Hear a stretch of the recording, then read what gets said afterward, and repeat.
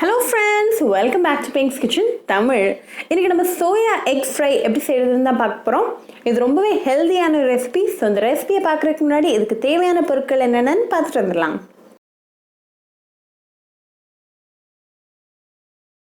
ஒரு பேன்ல 3 கப் தண்ணி சூடு பண்ணிருங்க. தண்ணி நல்லா கொதிச்சதும் 1 கப் சோயாவை சேர்த்துடலாம்.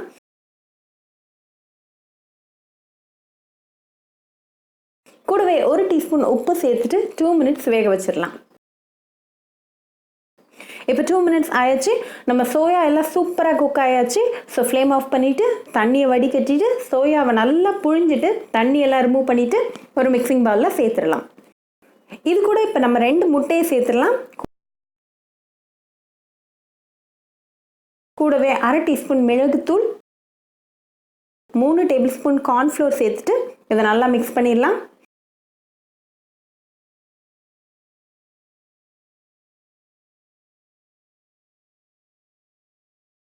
இப்போ நல்லா மிக்ஸ் ஆயாச்சு. ஸோ ஃப்ரை பண்ண ஸ்டார்ட் பண்ணிடலாம். ஒரு பேனை சூடு பண்ணிவிட்டு 2 டேபிள் ஸ்பூன் எண்ணெய் சேர்த்துடலாம். எண்ணெய் நல்லா சூடானதும் நம்ம சோயாவை சேர்த்துடலாம்.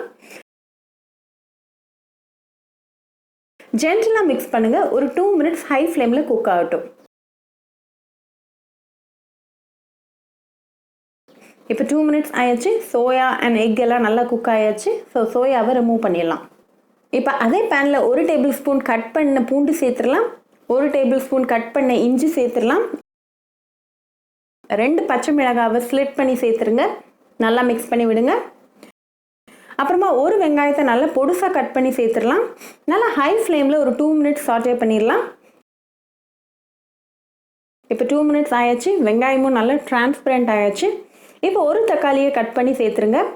அதையும் ஒரு 2 மினிட்ஸ் குக் பண்ணிடலாம். இப்போ மசாலா பொடியெல்லாம் சேர்த்துடலாம்.